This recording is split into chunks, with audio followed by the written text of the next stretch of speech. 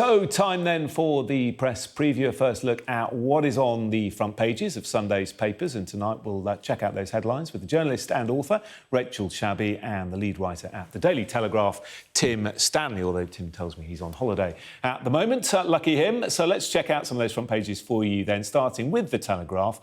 The first at-home coronavirus treatment, an antiviral pill, is to be offered to patients by Christmas, reports the Sunday Telegraph. The Times says doctors and nurses are feeling angry at not being able to treat seriously ill patients, as figures show the majority of COVID sufferers requiring most care are unvaccinated. Here's the Mirror. It has the headline, "Our loved ones died while number 10 parted," with grieving families hitting out following those reports that a party was held in Downing Street last Christmas during lockdown. The Observer leads with a poll which shows trust in politicians to act in the national interest rather than for themselves has fallen dramatically since Boris Johnson became Prime Minister. A mother campaigning for tougher child abuse prison sentences is calling for a child abuse register after the death of 6-year-old Arthur Labinjo Hughes. That's on the front of the Sunday People. The Express goes with Prince William talking about how he and his mum would sing to calm his anxiety before he went off to boarding school. And the Star has a story about former professional footballer and I'm a Celebrity campmate David Ginola, who claims he once communicated with a ghost.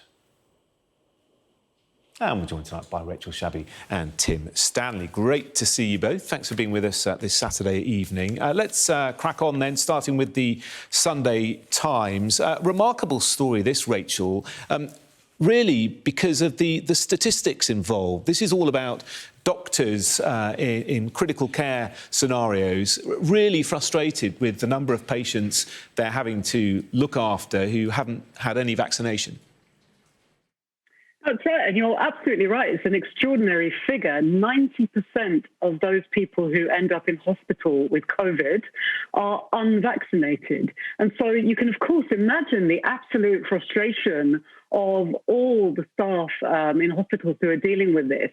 Of course, health professionals are not supposed to be judging people who come in for care. The care is supposed to be non-judgmental. But you can absolutely imagine the frustration when the vast majority of those people coming in are unvaccinated. And when you factor in that 20 to 30% of critical care beds are being taken up with COVID patients at the moment, and meanwhile we have a 5.8 million people waiting on waiting lists for hospital treatment. We're looking at, people who need emergency, urgent treatment, some cancers where, tumours really need to be treated now for it to be effective, and other serious conditions. So this is an incredibly frustrating situation. It has to be said that, of course, cuts to the NHS are a part of this, austerity cuts. There are shortages that are affecting these figures as well. But the figures over the unvaccinated are absolutely extraordinary. But, Tim, people do have the right to choose not to be vaccinated in this country, don't they? And also we know that nurses and doctors are expected to give non-judgmental care. That is correct. Rachel quoted perfectly all the statistics. I don't have anything to add to that, but I can quote the head of the chair of the British Association of Critical Care Nurses, Nikki Credland, who the Times quotes as saying, "All nurses understand they have to provide non-judgmental care, but what we find difficult is that giving care to patients who have chosen not to be vaccinated has a knock-on effect on other patients." And that's the point. Are we going to have a conversation in this country about mandatory vaccines? I don't know. It doesn't feel like we are quite there yet, but it is something that's being discussed on the continent. And in fact, it's starting to happen. Greece is going to start applying fines to people over 60 who have not had the vaccine. Austria initially had a lockdown just for the unvaccinated, very quickly extended it to everyone, but is planning to lift it and keep it for the unvaccinated. Germany is expected to move towards mandatory vaccinations as well. It should be borne in mind that on the continent, there are generally lower levels of vaccination than there are in this country. So one reason why we're not having the discussion is because the program's been relatively successful and the British public seems to have a high level of trust in the vaccine. But as the Omicron variant spreads, and it might not, hopefully, be as big a killer, but because it spreads very fast, it's going to send a large number of people into hospital. As it spreads, perhaps this will be a conversation the British lawmakers start to feel they have to have about whether or not we should actually be compelling people to have the vaccine or in some way penalising them if they choose not to. Yeah, we're hearing tonight that potentially Omicron does have a reduced incubation period, which might be why we're seeing these extra travel restrictions. It sort of leads us on to the next story on the front of the Observer, Rachel. Comments made to the paper from Sir Jeremy Farrar, the director of the Wellcome Trust. He was a government scientific advisor but stepped down last month. He is saying that progress on COVID, because of Omicron, could be squandered as a result of this new variant. Yeah, that's right. And again, you can hear the frustration in his comments, and that also chimes with very many people who are saying very similar things to what Sir Jeremy Farrar is commenting about here, of just the fact that we haven't managed to get a grip of this globally, that there has been no coordinated global attempt in terms of the vaccine rollout. The fact that we have this variant at all, this mutation, is because parts of the world just do not have the same vaccine access that we do. And, you know, there's absolutely no reason for that. When you bear in mind that the vaccines were all produced with huge public funding and are now being sort of hoarded by private, you know, big pharma companies making record profits. So many countries now are calling for the vaccine patent to be waived so that, you know, asking drug companies to share the recipe so that other countries can make the vaccines and have access to them. The UK is one of the foremost countries blocking that decision, much to the growing distress of various other parts of the world. Yeah, I mean, we were talking about this way back in the summer, weren't we, at the G7 leaders all getting together, making pledges, making promises, and yet still here we are in this position. Tim, I don't know if you want to discuss that. We're sort of running out of time, and I just want to get the story in from your paper, the Sunday Telegraph, about the COVID pill. It'd be quite nice to end this section on some positivity. Yeah, there is hope that antivirals will deal with the consequences of catching COVID. So the focus might slightly shift away from vaccination. I mean, it's still going to be doing that, but also towards being able to treat COVID once people have it. Antivirals is a part of the campaign that's not been very widely discussed.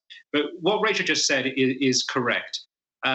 Many Western countries fooled themselves into thinking that either through mass vaccination or through placing barriers around their country, that they could escape the worst of the virus and they could get over it and get back to normal as soon as possible.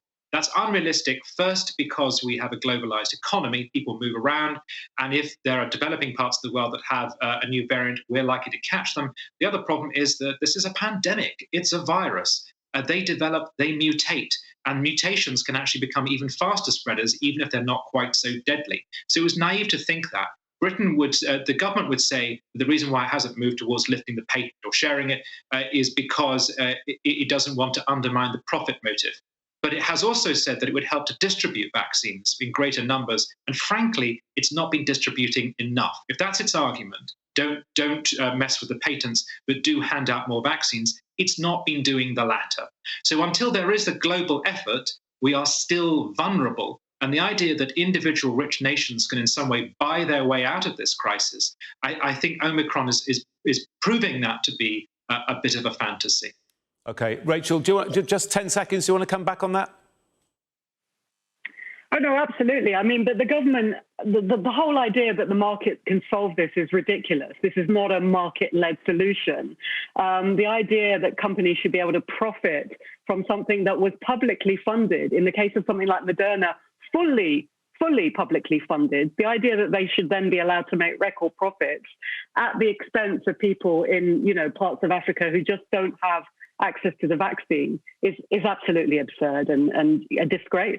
All right, we're going to have to leave it there. We're going to go to a break. We will speak again in a moment when we'll be taking a further look at tomorrow's newspapers, including this Mac cartoon. It's on the front of the Telegraph, of course. This weekend is a giddy whirl of cancelled parties. There are 3 separate events we won't be going to. That and more in a moment.